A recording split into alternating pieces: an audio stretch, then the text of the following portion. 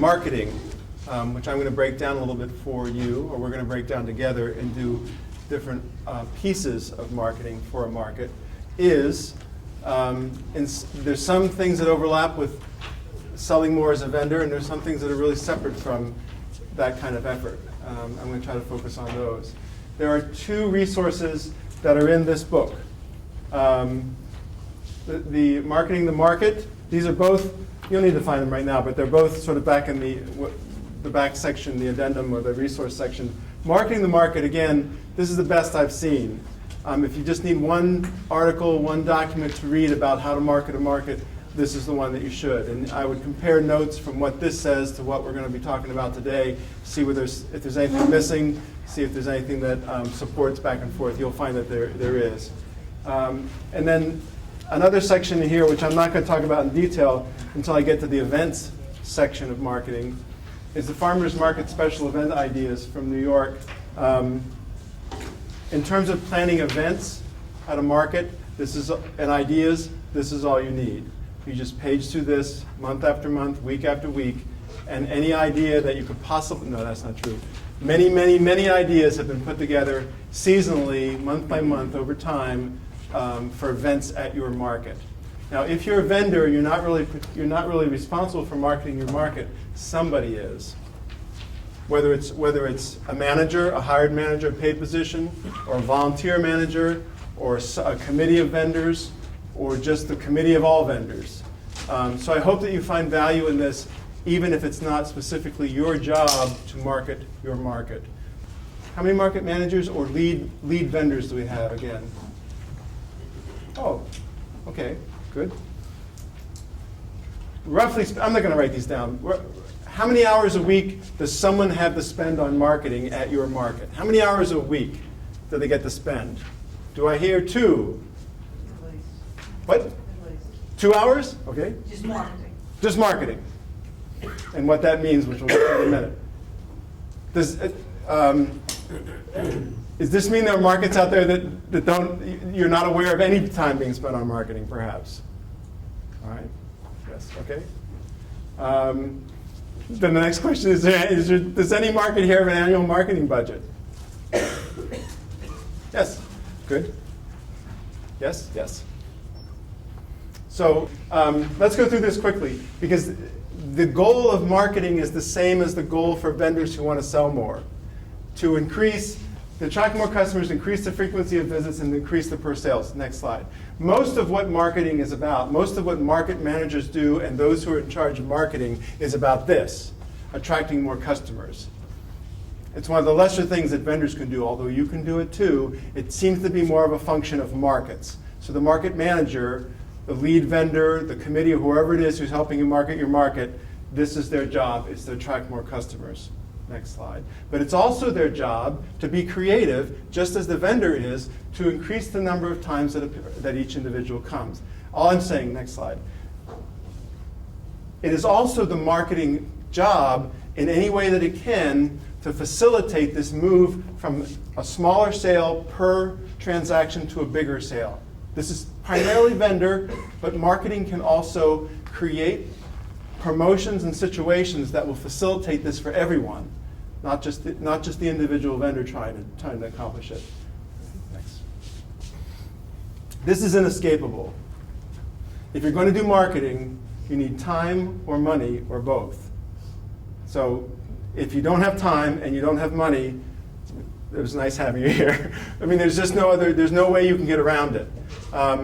Understand, please, that Asheville City Market, in its early years, had a $25,000 marketing budget. And you may go, oh, how could you possibly have that much money?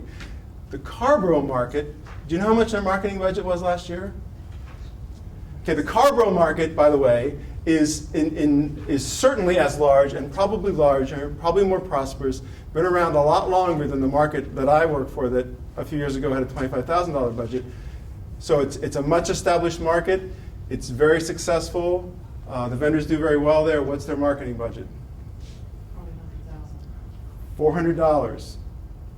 $400. And you're going to hear, now you're going to find out why. Because I'm going to break it down for you that marketing is actually only a piece of the puzzle, and this is what the MOPS is. Those are obviously letters that stand for things. Go ahead. But time or money, you got to have one. MOPS is short for. MOPS is short for marketing, outreach, promotion, and social media. And these are different things. Next slide. Marketing is paid advertising. Now,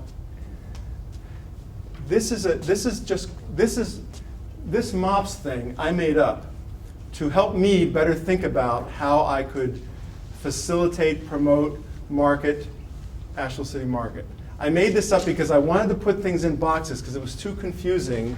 And I looked around and said, do you really need a $25,000 budget to be effective in promoting your market? And the answer is no, you do not.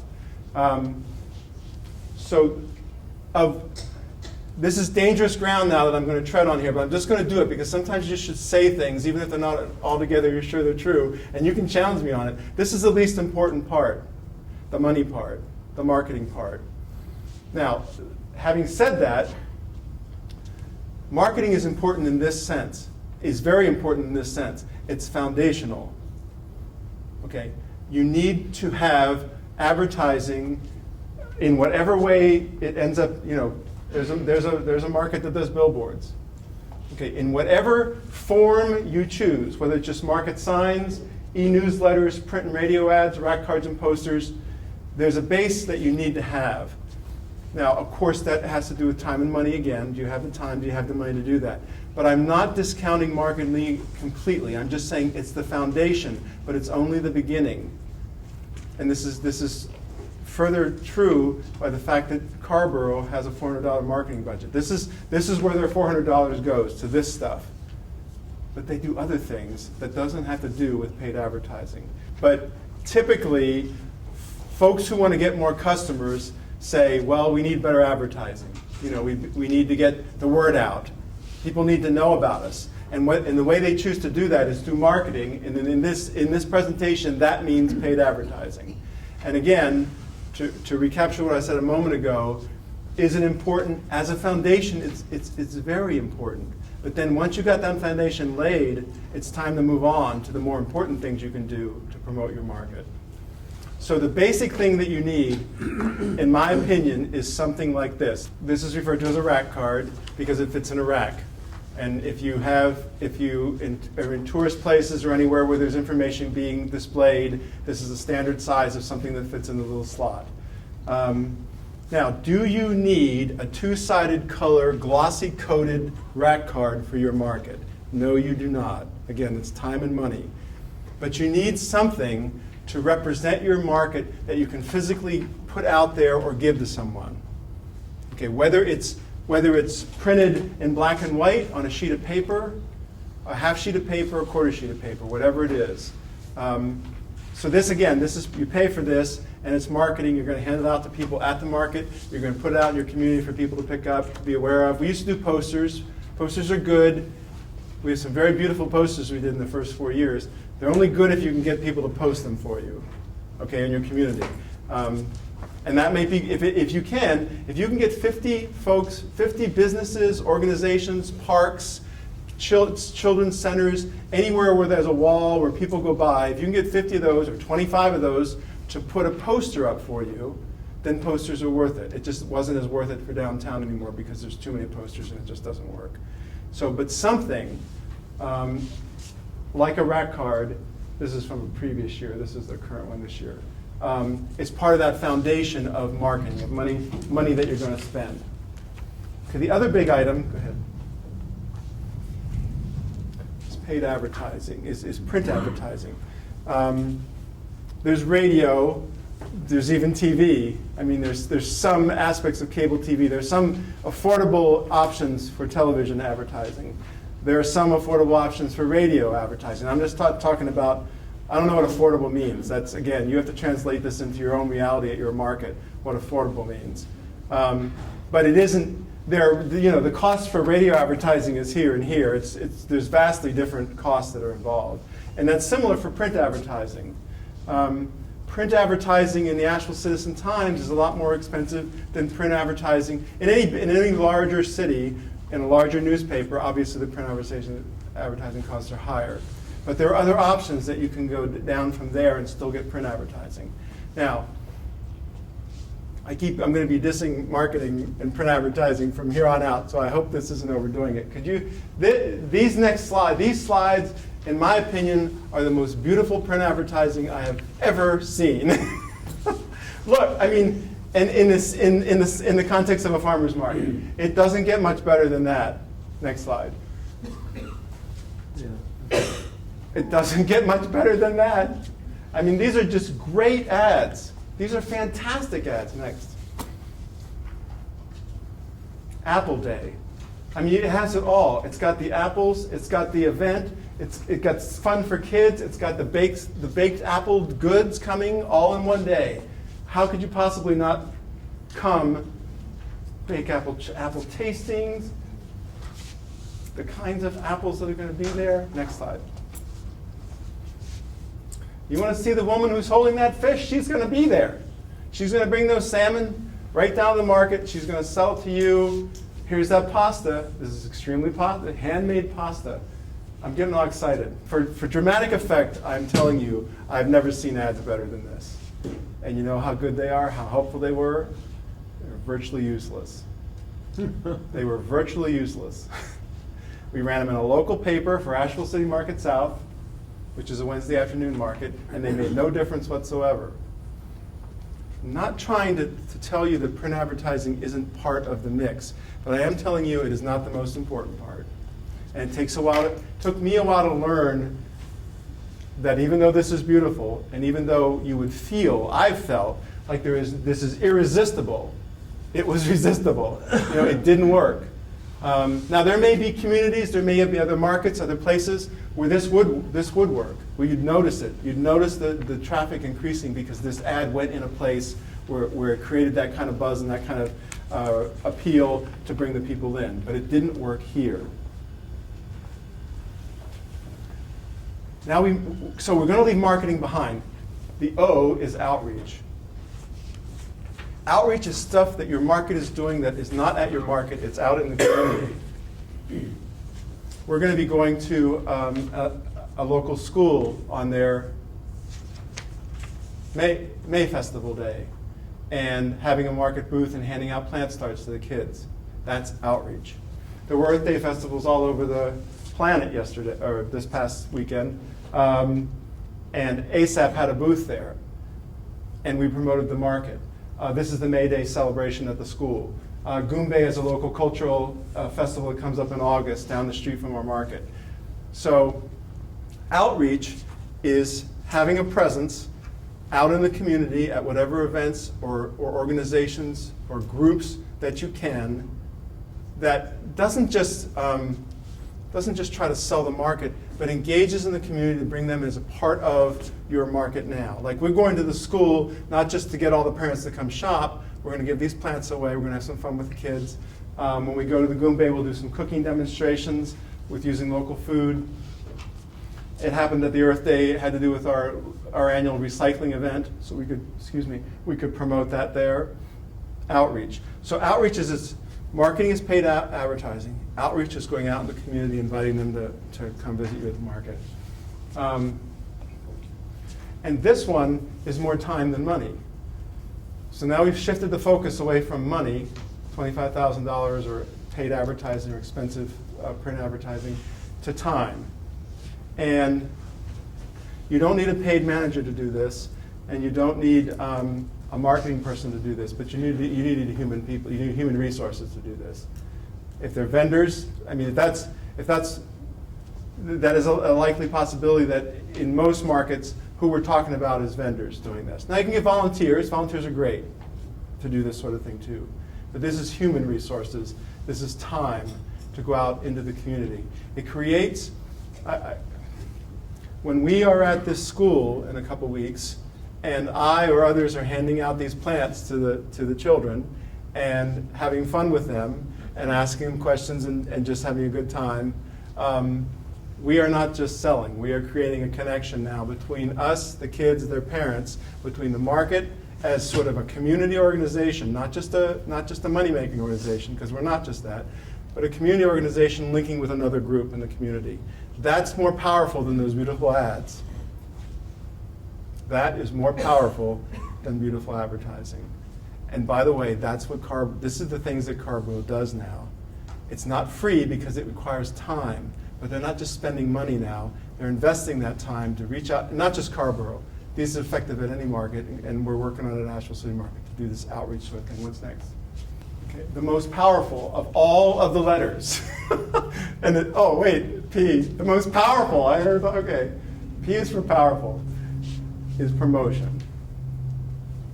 Because what promotion gets for you is word of mouth. And check out the article that I referred you to and do as much research as you want on marketing. The most powerful form of marketing is word of mouth. And this is where it lives, under promotion. Now, the outreach, going to the school, that's word of mouth. That's part of what's going to happen there. Where'd you get that plant? Oh, did it grow? There'll be some buzz in the families of the school, and those folks may or may not show up, but they'll be taught. We'll have given them something to talk about. Look at this nice little herb plant that my child has, thanks to the market. This is just a way of organizing it and slicing it down into more manageable pieces.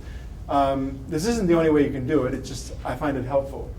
There are features, there are events, and there are incentives. Next slide.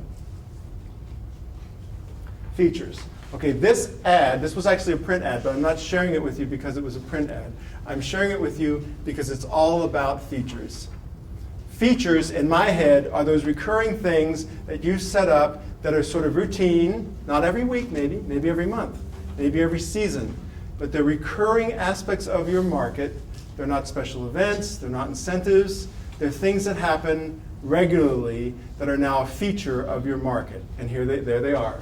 What do you see? What are the features of this market? Music. Music. Including, by the way, the marimba band from a local school, which is pictured here. Again, building connections with the community. There's overlap in all this stuff. Here's the live music. Other features. Cooking demo. Cooking demo up in the corner. Kids corner. Kids activities, and there's the list of, this is a Kids Corner Market. Every week, a different nonprofit or organization, doesn't have to be a nonprofit, sometimes it's government agencies, child care, whatever, comes out and sponsors activities for the children. That's another feature. And there's one hiding on here, the info booth, the Master Gardeners and the Rose Society coming once a month. Another feature, repeats, it's always there. It's something that people come to expect when they come. When we miss a music date, I hear about it. When the musician somehow can't show up, it's like, where's the music? This is another feature, is this token program. The debit, credit, and SNAP program that we have. So this is basically, I didn't do this when we designed the ad, but that feature's up in the corner. This is an excellent example of, did I miss anything? I don't think so. Of features. And the point of all of these is that it gives people something to talk about. Did you hear Galen? Galen's really good. Have you heard Galen Kapar? No, I don't know who Galen Kapar is. He plays at the market. You got to go see him next time he plays. He's really, I'm just picking on Galen. Sherry's really good. They're all good. I had this little added thing about the bakery thing, but that's really not a feature. That's more of a, but it was designed to give them something to talk about.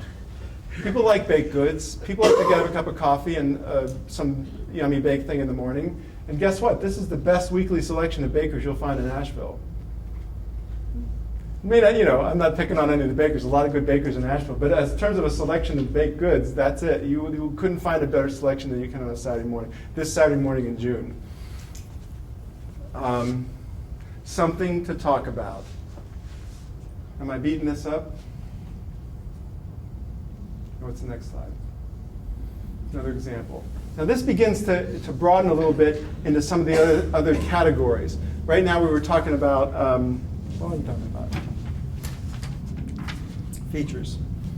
But the next one's events. So this begins to blend into that. Again, here are the features, the music, the cooking demo, the kids' activities. This isn't really, partnerships are part of promotional efforts at a market, or they should be. So here we've partnered with the Master Gardeners, which is also, was mentioned before, as one of the features. But we've also partnered with a local humane society to do a cat adoption event. So, and here's the feature for the token program. But in addition to those features that are repeated or routine or once a month, once a season, whatever there are, you can also do the next part of the promotions after features is events. So here's an example of an event, this cat adoption event that we had. Next Saturday there's we had Plant Day. Here's Plant Day. Next Saturday is Recycling Day. Now, for events, all you need is in that book. You go look at that book, find Strawberry Day, National Honey Day, anything that any farmer's market has ever done as a themed event is written in that book and laid out seasonally. In addition to having the event, you need to give folks something to talk about to get them to come to the event. So here's the poster. Next Saturday, which was this past Saturday when it was freezing cold in Asheville, is your plant day. Didn't go, so best laid plans. It wasn't a great plant buying day, but we tried. Next Saturday is plant day, and then you turn around and block out next Saturday because now it is plant day. So now it's not next Saturday, now it's plant day. So if you can create your visuals to help you promote ahead preview, we can actually refer to these as preview posters now, and then also promote the day of, you get a double use out of them. This was actually a print ad, had a little bit more detail in it. This was made a little bit more generic because we're hoping to use these in future years and have a plant day every year. Jess and I were, Jess is the assistant, in addition to other things that she does at ASAP, Jess is assistant manager at the market. And we sat at the market this past Saturday with this sign. And we also had a second display because next week is hard to recycle week. When you do the idea of promotions at the market physically is to have actually a physical presence at the market that is engaging the customers just as a vendor would to sell, is engaging the customers to promote. You reach out beyond your world when you do print advertising. You reach out beyond your world when you do outreach. But many of these promotional things, though you put them in print advertising and put them out in the world, are about what's happening right then and there at the market. That now as these people go by, these human beings that you can interact with, you are drawing their attention to these promotional opportunities, these promotional events, whether they're features or not. So in this case, we put the plant out, we put the plant sign out, we put some flats of plants around it, we have a little booth that's for promotions, and the customers walk by and ignore the sign. The customers walk by and they ignore the sign. You can just watch. I mean, 1 in 10 stops and looks at the sign. So it's time or money. You need to have a presence to do effective promotion, to give people something to talk about. You need to have a human presence at your market doing this promotional efforts, whether it's, this is really hard if you don't have staff. Having a vendor do it, a spouse of a vendor, a friend of the market doing it, but a physical person standing there to engage the customers as they can buy and let them know that there's something here that they want to know about and they want to talk about. So this past Saturday, next Saturday is our hard to recycle day. So this Saturday, the display was a microwave, an old TV, some batteries, a compact fluorescent bulb, all stacked up around a sign like this, a table, with then a big post that said, here's everything you can recycle next week that's hard to recycle. And I, Jess, Trish, stood there and said, hey, you want to get rid of this stuff? See all this? You got anything like this at home? You want to get rid of it? Here's a sign that says what. Now, ask me for 10 ideas like that, and I don't have them. That's the only one I have where a physical person is standing up there, engaging the customers, and it is so effective. Everyone stops, even briefly. Many people stop to read the sign. Now maybe they're into recycling and maybe this doesn't work, I don't know. But they stop to read the sign in part because it's an eye-catching display, there's a human being talking to them, and it's something that now they're going to tell their friends. They're going to tell their friends that next Saturday, don't forget, it's hard to recycle day at the market. Of course, we're not selling recycling, but bringing people in, this will bring more people in the market for that event. No?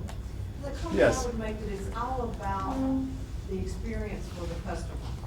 That's really what you're wanting to do in that engagement, and you want to make that You want to make that experience memorable for them, because they can't experience this anywhere but at the Asheville City Market. And it really is hard to do that without a human connection. And I understand that if you're thinking now, if you're picturing your own market and very limited resources that you have, you know, I asked how many hours you had for marketing, what your budget was. Most markets have very limited resources for marketing. Human capital is the number one thing and promotion is the most powerful opportunity. Those two things are the way. That's where you should focus whatever limited time and money you have, is on that human presence to promote your market here and out there in the world. So we talked a little bit about features: music, kids activities, cooking demos, snap tokens. Talked about events, festivals, celebrations, days like Plant Day. The last one's kind of fun, and it's tricky, but I have some good news about that. Incentives. Again, this is about getting word of mouth. Prizes, raffles, coupons, giveaways, rewards. What's next? This is a raffle. It's not in your packet. The next one is. We were about to move to an indoor location for the winter and wanted to make sure that all of our customers knew as they walked by in the final market dates of the outdoor market that they knew we were moving inside. So we did a raffle. We gave away $500. That's a lot of money, I think. $100 to 5 different people. I don't think that matters. We give, Asheville City Market has $5, we call it market money, which just sends to the gift certificate, $5. We distribute it in different ways. West Asheville Tailgate Market has a $1 market money that they go door to door to before every market year. Vendors go door to door in the West Asheville community, and they say, here's your market token, here's your market money, please come see us. It's $1. I've told her, the manager of that market, that beats our $5 hands down. It's not about the amount of money. Okay, well, in that case, it's the human connection because they're not going to afford. But it's the idea of something fun, something to get them to come, stop, sign up. Lots of people signed up. And I'm convinced it wasn't, I'm convinced, yes. So yes, the amount of the prize was helpful. But I'm saying to you, it doesn't have to be that kind of money. It can be less. It could be an award of product donated by vendors. We're thinking about doing a Mother's Day thing where we have somebody who makes tables. He's going to put the table out there. A potter makes mugs. A cup of coffee from the coffee vendor. Some flowers from the cut flower folks. Some treats from the bakers. And a few extra tokens in there to go buy whatever you want. That's your Mother's Day prize. And we'll physically set it out there and say, would you like to enter the raffle for this Mother's Day prize? You take everything home that's here. So, and again, that could be something worth $20. It doesn't have to be worth $100 or $500. It could be small. This is really fun for me. I hope it's fun for you. All those beautiful ads that we ran for the Asheville City Market didn't amount to much of anything. This is on fire. This is crazy. And so, again, it's just like as a vendor, you have to experiment with what works for your product and your booth. As a market, you have to experiment with what works for your market. So, print advertising, as I said, if you do it at your market in the right place and it reaches the right people with the right message, might be more effective than those beautiful ads I showed you a little while ago, more effective than they were for Asheville City Market South. This, which is in your folder, the Market Mogul program, is 10 times, it's just incredibly successful at Asheville City Market South. It may not work for your market, but for some reason it works there where other things have not done well. And just so you know, I sometimes get the feeling that folks think that I represent Asheville City Market and we've got all this money and we're very successful. Asheville City Market South has been struggling for years to succeed and not fold up and go away. And this, we finally got something that really is making a difference. And what this is a shopper rewards program. Basically, now there's a little hidden fact over here that's going to annoy you, but I'll save that to last. It would annoy me if I were you. They come by, they sign up. They can sign up through Biltmore Park Town Square, who hosts the market. They can sign up at the market, and they do. Do you know how many? Over 100. Over 100, and we just started. And it's going to keep going. And so what they do when they sign up here is they're basically telling us their email, minimally, maybe their address, their phone number. And what we're telling them is every week we will send you an update, one a week, no more, of what's happening at the market and what the shopper reward is going to be that week. And then so they get that information once a week, and they say, okay, what was the first week? What was the first week? $5 tokens. $5 tokens. I'll skip that one. Last week was eggs. So we cap the program because you can't just keep giving it away. I mean, you can't. You say, okay, there are 15 vendors at the market. Every vendor gets a turn featuring their product as a shopper reward. Last week it was Dry Ridge Farm eggs. The first 30 customers got a dozen eggs. Come up to the market booth, get your ticket. We got 30 tickets. Come up to the market booth, Jess will hand you a ticket. You walk over to Dry Ridge and get your eggs. Next week, the week before, it was a pound of pasta. I don't know what it is next week. Doesn't matter. How do you all pay for that? You should say. Shh. Don't tell you. Okay, so before we get to how we pay for it, this has caught fire. This is crazy. People love it. I mean, we also tell them, in addition to the email, what the market mogul program is going to be, what the reward's going to be. We tell them what the music's going to be. We tell them what produce is coming in the season, what we expect to have there that day. But we promise to only send them one a week, so they know. And it's been very well received. Now, it doesn't, you could, it's time or money. Okay, I'm now feeling a little sensitive about this because Biltmore Park Town Square is paying for this. So our host is underwriting the cost of covering this $125 a week, which over a season is $4,000. So basically our host is giving us $4,000. That's a great, I mean, go get it if you can get it. I mean, if there's organizations, groups in the community that would be willing to support your market, this is one of those mechanisms where they can. I now feel like I've just kind of undermined the whole argument because it is a lot of money involved. It doesn't have to be a lot of money. You know, we're going to have, for instance, we're going to have the tree vendors going to give some away. He's going to go 4 trees. But it could be a loaf of bread. You know, I mean, the idea is, most people who sign up to this program don't get anything. You know, 31 week, when we do the trees, 4 people are going to get a tree. The eggs was 30. You know, most people who sign up for this program don't get anything. But they sign up for it anyway because it's fun.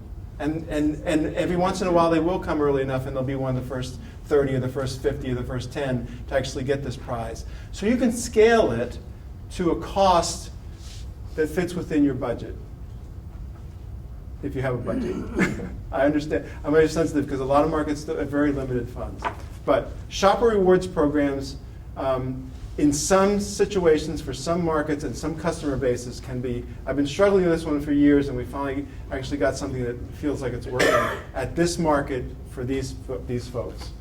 So word of mouth, which is like word of mouth, is the digital word of mouth. So this kind of online communications, tweeting, Facebook, and now a lot of things I don't know about, is, again, understand it's an incremental way of increasing your sales.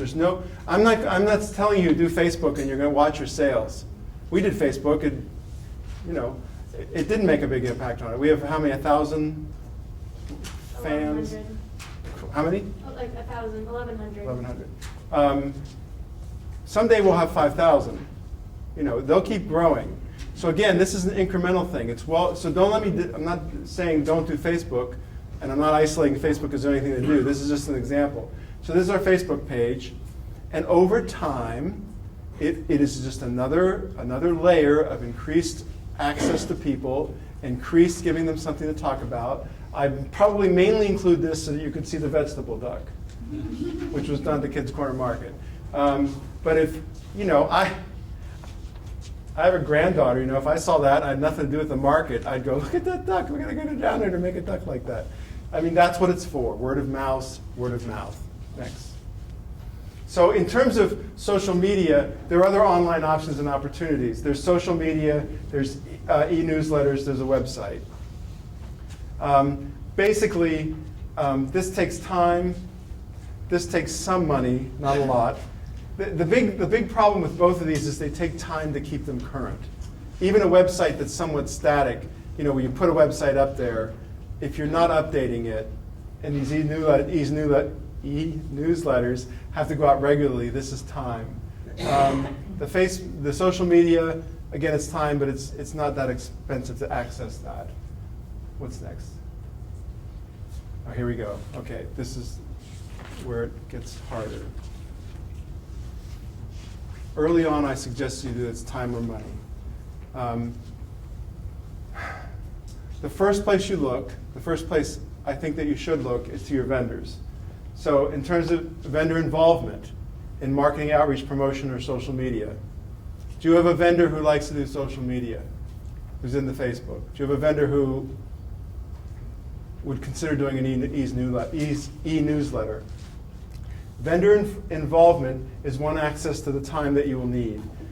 On the money side, the vendor fees are the first. I think this is where you start. You don't end here, but you start here. Vendor fees is the first place you go to find the money to do whatever marketing, outreach, promotion, and social media you want to do.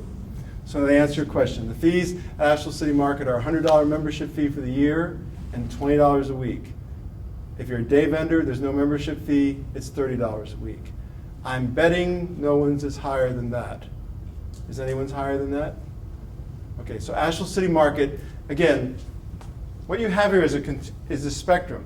You have a market like Asheville City Market whose fees are at the highest end they could be. And then you go down to markets that basically don't charge, maybe it's $5 for the year. I don't know, I don't want to know, I know there's, if I ask you all, there's quite a bit of variety, but it tends to live on the lower end. So there isn't a lot of money coming from vendor fees. I understand that. And this is a hard nut to crack too. All of you, whether you're a farmer or a baker or a jam maker or whatever you're doing, don't have a lot of time. So, but again, okay, let me stop myself. Other ways to access time are volunteers and community partners. Now, volunteers, if you get them and they're reliable, are great. They're invaluable. They do. Again, a volunteer who likes to do social media, great. A volunteer likes to sit at a table at a parade or a festival somewhere out in the community and represent the market, that's great. They're hard to find, but they're there. You probably already have some. Or some people will be willing to do it. Match your volunteers to what they're interested in. So if they're working at a library, have them come to the market and read books to kids. There's all kinds of creative ways of accessing people in ways that they, not only because they want to help the market, because it's fun for them what they're doing while they're helping the market. You need to be, as with a vendor, you need to be creative. Community partners, I think there's a real potential there. You need to look around your community. This Asheville, point to the sign that's not there. Asheville Greenworks does recycling. The Humane Society, Friends of the Library. They're all, there's, your communities, what organizations are out there. Partner with them. Partner with them to their benefit and to yours. We call these partnerships value added. When someone comes from the outside and puts a booth at the market that is not a vendor, like the Master Gardeners or the Rose Society, they are a value added partner at the vendor. In other words, they bring value to the market and to our customers. They have to do that. We're giving them value back. They're getting exposure to the customers as they go by. They need to bring value in too. So it's a partnership where both can benefit. And they're out there. Your friends, your neighbors know people who would be willing to become partners and provide some of the time that you need to accomplish this marketing, outreach, promotion, and social media. In terms of money, it gets tougher. Grant funding is great if you can get it. And you can, and markets do. Markets can be very successful at getting grant funding. And you can call ASAP for help and suggestions on how that you can be effective doing that. Because ASAP is very excited with grant funding. Of course, what's the problem with grant funding? The grants run out, they end. And then so it's not sustainable, it's not a sustainable model, but it can be a sustainable startup. You could invest in some things that you can use over and over again. So it can be something that is helpful over time, even when the funding ends, because you've invested in your market to help you promote moving forward. And then market sponsors. I think this is similar to the community partners. Market sponsors, who? Allegheny Farmers Market, Would you just tell me at the beginning? Allegheny Farmers Market wanted a children's corner, and they asked Rotary if Rotary would support their children's corner to the tune of $500, and Rotary said, sure. And they wrote him a check. And all they had to do was ask. Now, understand that they didn't say, could you give me $500 because I needed to promote my market. They went to the Rotary and they said, could you give me $500 because we want to do a reading corner for kids. So again, just like here, if you match the folks out in the community who might have some funds, some discretionary funds to invest in their community and approach them in a way that packages it that makes sense for them, these other than here, which is limited, vendor fees and vendor involvement is very limited. These are the places I think that need to be targeted. And again, it's over time. It's not all at once. I'm getting ahead of myself. What's the next slide? I'm probably the worst offender of this. I want it all done now. I want it all done now, and I want it all done right. And I want it to be all successful right now. And that can be a block to actually making progress. So year one, you have limited time, you have limited money, do seasonal events and try to get music.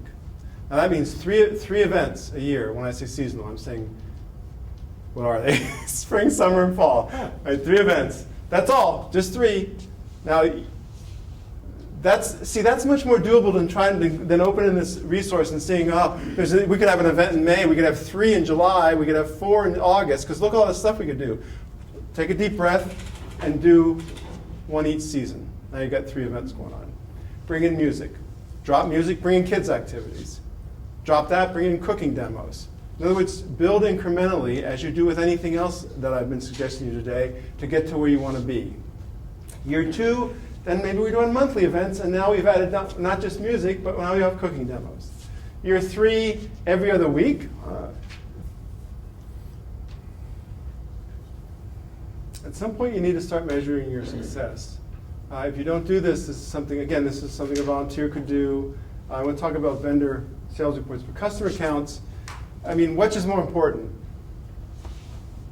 I know which one's more important to me, because I never do the other one. And I get in trouble sometimes.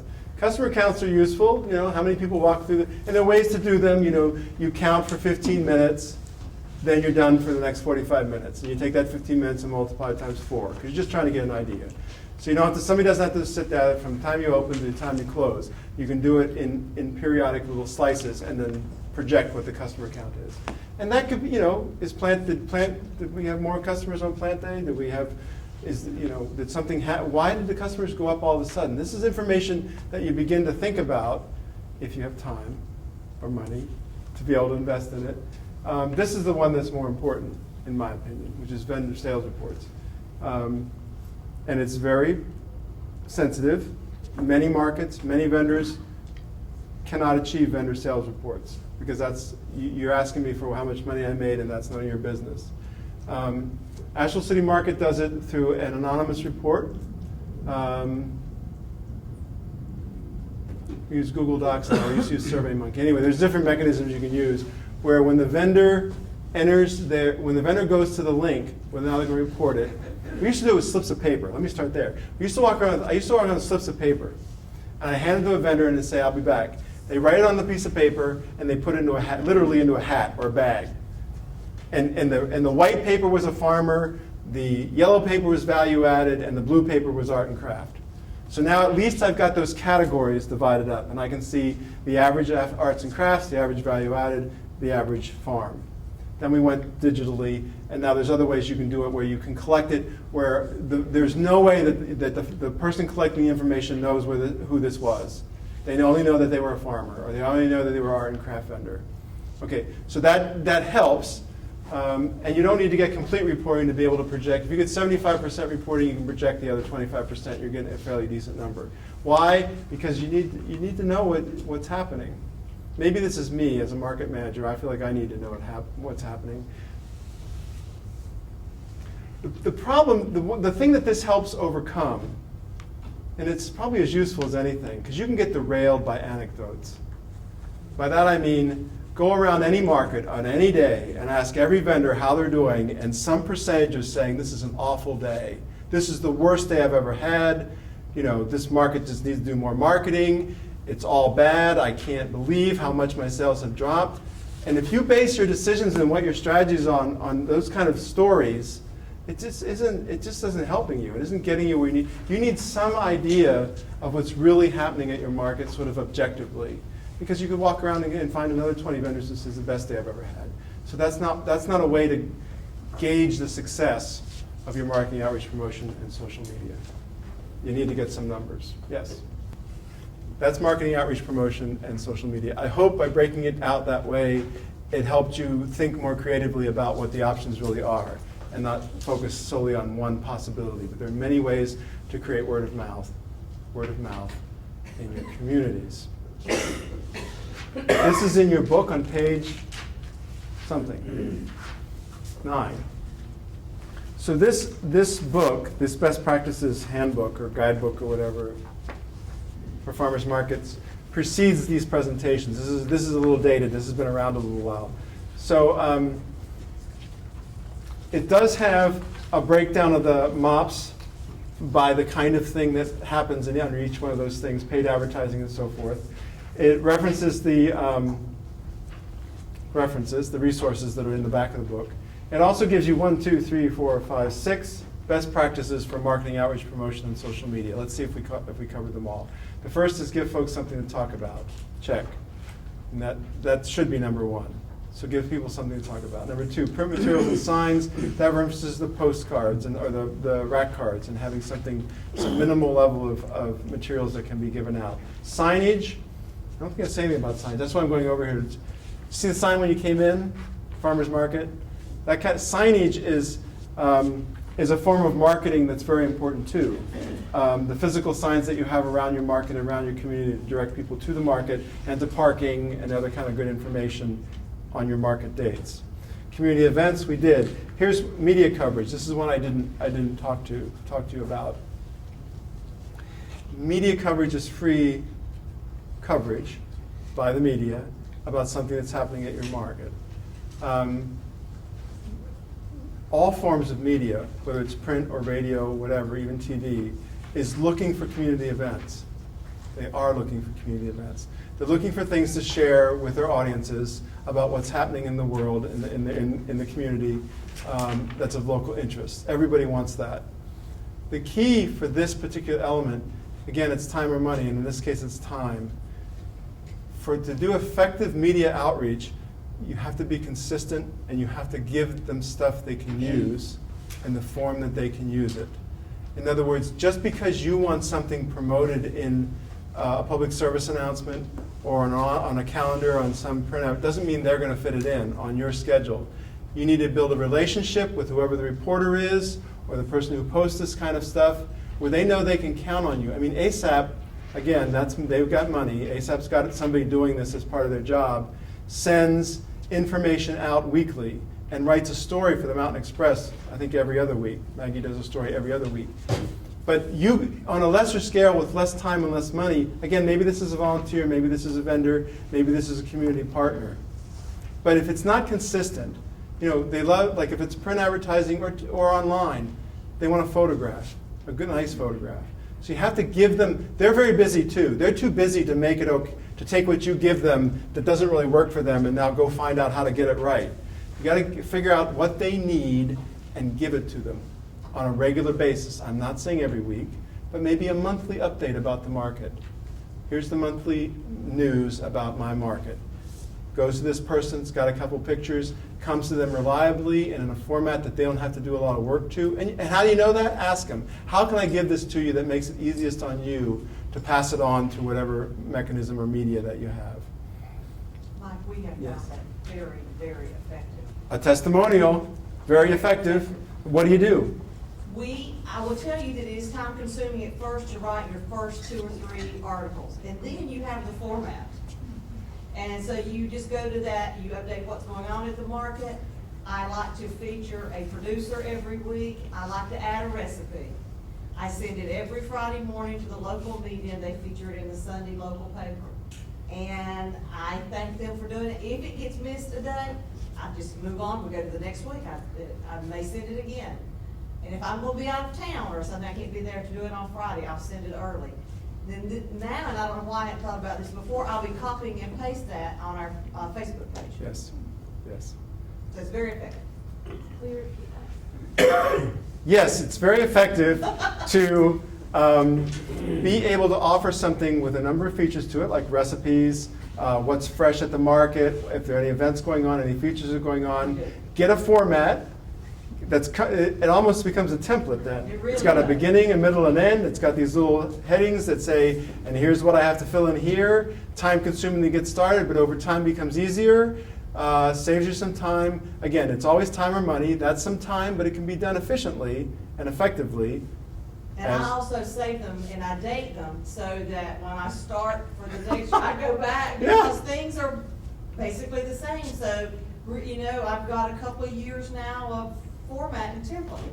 So I'm really sensitive. Yes, over time, it gets easier. It does. So as you get some things in place, they're in place next year. Now you go and add some things to that. Again, incremental change is easier to handle than being overwhelmed by all that you could do and aren't doing to market your market. Customer contact, number 24. And that has to do with some things we talked about earlier in the day about getting people information, being able to stay in touch with them, giving them the information either by email or live at the market as they're coming by, and customer surveys. Customer surveys are fun in just by themselves. Dot surveys. You ever know what a dot survey is? You put some choices up on a piece of paper like that and say, pick a dot and go tell me which one you choose. Like, what's your, I'm going to give a bad example. Give me a good example. My favorite thing about the market opening is the produce is back, the baked goods are good, I love the, whatever it is. I'm not, dot surveys are just fun. People like to do them. It doesn't matter too much what you're asking. You just go up and you put a dot up there, and the next person comes up, they see all these different colored dots, and they want to go up and put a dot in too. And then you use those to ask more serious questions. Like, if I could change one thing about the market, what would it be? And then you put your 4 guesses up there. The parking is really kind of hard. We're hidden from the public. Nobody can find us. We don't have enough variety of, pick 4. You know your own market. You can guess 4 things that people might go, well, and put it up there. Just asking the question is an effective form of promotion, regardless of what the answer is. But then you can begin to gather good information too. That, move your market or build a parking lot. I don't know what, there are some things you can't solve, but you get the idea. People appreciate being asked for their input and asked for their opinion. It's helpful. Okay, so those are the best practices. There's a lot of other best practices in here, assembled mostly by me, and I'm answerable for them. So if you read through this and want to email me a question about these are broad questions about market management and a lot of other things besides the things we're talking about today. Feel free on anything in this book to give me an email and let me know what you are wondering about. I would have been thrilled to have this 5 years ago. What this is a working document for the Asheville City Market for this year. It's my attempt to try to capture on one. As you notice, it's on legal paper. I couldn't capture it on a regular paper. It had to be on a long sheet of paper. Why are you shaking your head? The things that are going on. So this is nothing but a work in progress. This is like pulling the curtain behind and seeing what's going on. This is behind the scenes. There could be typos. There's mistakes. There's stuff that's not going to happen. It's just a real thing, a work in progress that I and the Oversight Committee and Jess and Trish at the market are working on for this year. And it's already started to change. There's already things that have fallen through the cracks and aren't working. But let me just show you what the little format is. What's that? Music. So we're going to have music every week. We know a month out who it's going to be. That includes, it gets put on Facebook, included on our print ads, wherever we want to put it out, let people know what the music's going to be. KCM is Kids Corner Market. So we know that in the summer, in June, July, and August, we're going to have our Kids Corner Market booth. This is a SNAP bonus program. In these 2 months, this is funded by a grant. Folks who come up and use their EBT cards or SNAP cards will get a bonus token, a $5 token for using their SNAP card. So this is a promotional event. This is cooking demos, and it's pretty rough. Nate from Knife and Fork and Spruce Pine comes down and does some grilling around the 4th of July. We have a contact with AB Tech and their culinary school that hopefully going to do. But the cooking this is one of the ones that's falling by the wayside. I haven't had time to really bring it together in terms of promotional events, word of mouth events at the market. Why are the dates over here? I don't know. Probably because this is really built from, I just started adding this to Excel spreadsheet. So maybe, this isn't, it is what it is. Promotions. So here we have the Plant to Plant Day, which is what its original name was, and nobody liked it, so we called it Plant Day. Previewed on this week, shows up on this week. The Hard to Recycle gets previewed up on this week, shows up on this week. These are 2 outreach events, Earth Day and the Food Festival that we went out to. Schools, we're going to the Odyssey May Day event with 120 herb starts. I talked about the markets for Mother's Day. Strawberry festivals, when's it going to be? We don't know for sure yet because we got to make sure we got the strawberries. Might do it over 2 weeks because that's safer than doing it over 1. If you try to pick a particular day and say this is a peak time for strawberries, you're more likely to get that peak if you do it over 2 weeks than 1. Wind Data Grill. Check back with me on how that goes. That'll be interesting. Should I tell them about that? I get really excited. Oh, what time is it? I'll tell you about it. So wind data. This is silly. Wind Data Grill. So we're going to go to the big 3 in the neighborhood and said, who wants to donate a grill to the market? You know who they are: Lowe's, Home Depot, Ace Hardware. It could be others. You go and you say, would you like to donate a grill? Not a grill. A tabletop grill, $180 grill. So you have in your promo section of the booth. This could be a volunteer thing. This could be fun. This could be a scout project. Community service project by some group who wants to do some high school. What was it that Sparta was? There was a high school. You had to do community service as part of your senior thesis or High school something. kids have to do community work. All right. In North Carolina. But there could be clubs. It could be clubs. There's tons of ways you could get a group of people together. A church group. We had a church group come once. We had about 20 volunteers on one day. It was a recycling day a couple years ago, and just help direct traffic and do. Anyway, find some time. Wind Data Grill. I shouldn't do. Okay, never mind. I'll tell you later about Wind Data Grill. Now you're all excited to hear about it. Budget stretching market walk. I like that idea. We're basically going to have a seasonal. It got bumped because of Mother's Day or something, but there's going to be a seasonal walk around the market to assist shoppers to stretch their budgets.